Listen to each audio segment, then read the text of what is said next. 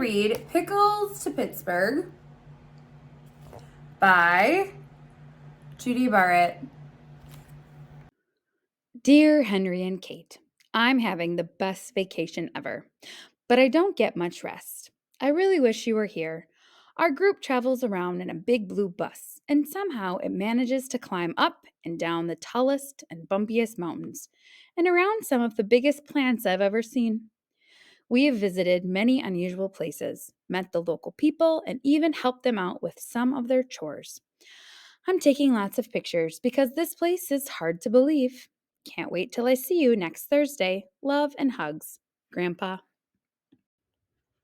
We all miss Grandpa an awful lot. His Saturday morning pancakes, his mostly funny jokes, and especially his wonderful bedtime stories.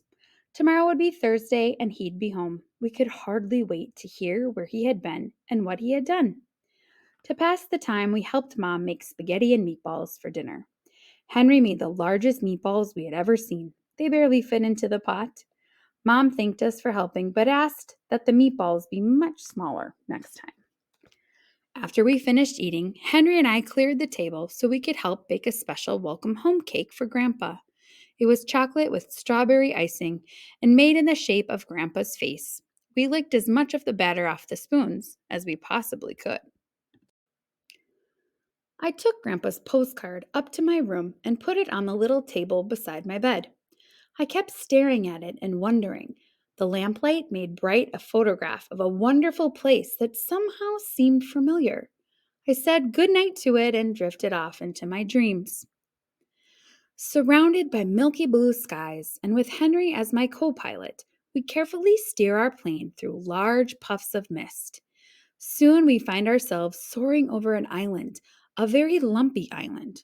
From the air, it looks like a gigantic feast. Immense vegetables, salads, and desserts lie beneath us. The mountains look like huge loaves of bread.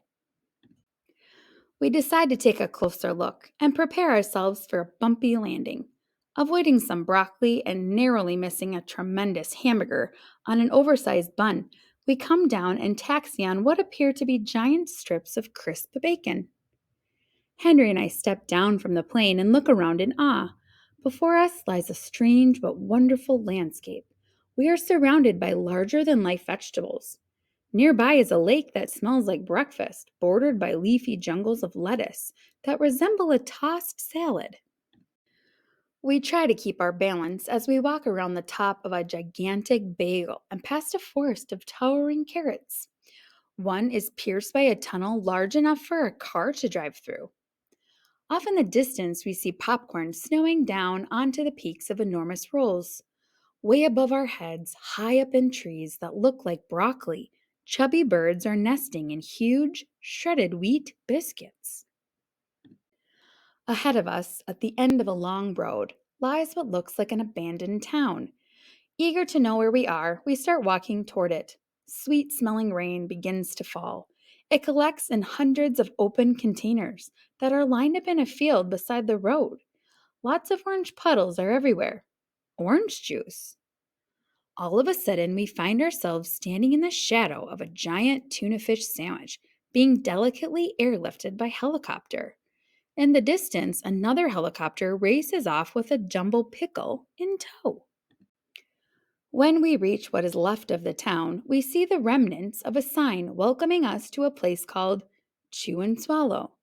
Somehow I know I've heard that name somewhere before. We walk through the entire town in amazement. Up ahead, lots of workers wearing helmets and dressed in matching uniforms are loading huge potatoes onto a truck. Other trucks sag under the weight of immense artichokes, enormous eggplants, and massive peas and carrots. Foot-long veal cutlets are stacked up to be packed for shipping. To the east, the weather is changing, and we can see sandwiches raining down. As soon as they land, they are piled up neatly, ready for shipment on a freighter anchored down by the shore. Large reservoirs of milk and cream flow into extra large containers, which are lined up ready to be loaded onto a ship.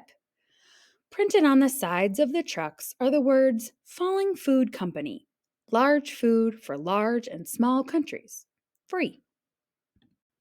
One of the workers tells us that Chew and Swallow used to be a very ordinary little town, except that instead of weather, food rained down from the sky for breakfast, lunch, and dinner. Back then, he says, by some quirk of nature, the falling food grew larger and larger.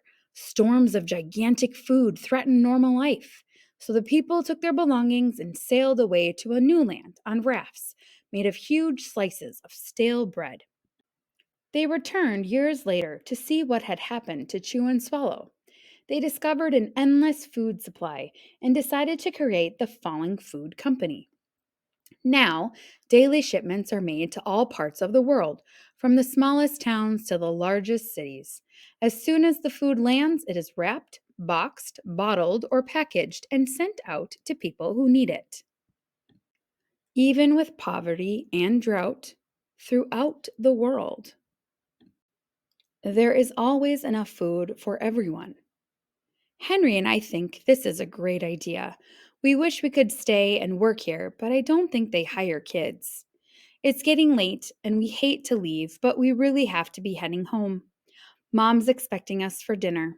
The workers give us a 2-foot wide chocolate chip cookie, which we carry back to the plane. It just barely fits through the door. We buckle up. I rev the engine and we start rolling down the bacon runway. As everyone waves goodbye, we can see dinner approaching from the west. Spaghetti and meatballs, I think. As we gain altitude, Chew and Swallow slowly vanishes into the distance. My alarm clock woke me with a jolt. It was finally Thursday, and I wanted to get to school fast. The sooner I got there, the sooner I'd be home, and the sooner I'd see Grandpa. When we got home, we ran as fast as we could into Grandpa's waiting arms. I brought back something for you, said Grandpa, and he gave each of us a very large box containing a chocolate chip cookie he had gotten on his trip. They were the biggest we had ever seen, almost 2 feet wide.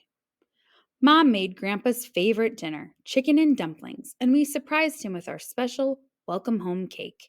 He chose the slice with the mustache. By the time dinner was done, it was late and Grandpa was tired. When he was all tucked in bed, we knocked on his door to give him an extra goodnight kiss. Then I told Grandpa the most wonderful tall tale bedtime story he had ever heard. It began, surrounded by milky blue skies and with Henry as my co-pilot. Grandpa stayed awake till the very end. Then he looked at us with a very funny glint in his eye and said, "Wait till I show you the pictures I took on my trip." And then he drifted off into his own wonderful dreams.